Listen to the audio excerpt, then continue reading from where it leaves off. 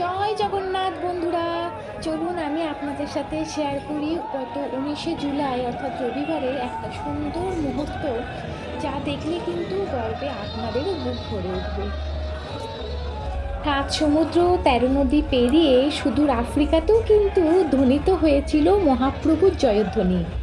আর সবচেয়ে বড় কথা কি জানেন তো, বিয়ের পর এটাই ছিল আমাদের প্রথম রথযাত্রা, যা আমার কাছে চিরস্মরণীয় হয়ে থাকবে। জানেন তো, দেশ ছেড়ে প্রবাসের মাটিতে দাঁড়িয়ে সেদিনও আমরা সাক্ষী ছিলাম এক ঐতিহাসিক মুহূর্তের। চারিদিকে কিন্তু সাজো সাজো রব ভক্তি ভরে সেজে উঠেছিল পূজা মণ্ডপগুলি।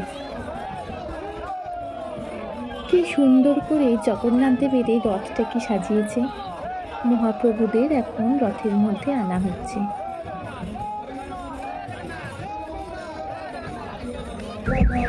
শুরু হয়ে গেল প্রভু জগন্নাথ দেবের রথের দড়ি টানা।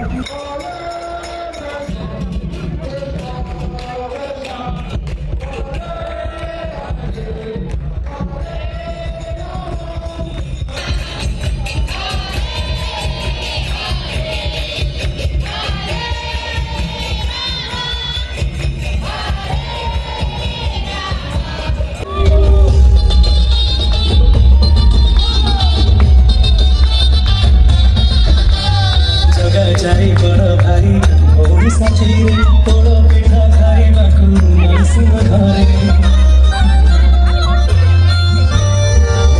তুমি ছকরি আসিছি কালিলা মন মারি বসে ছবি কমলি ধারা করিকি আসে ছকরি কি তুমি ছকা সচি দিবস ছাড়ি যাও সচি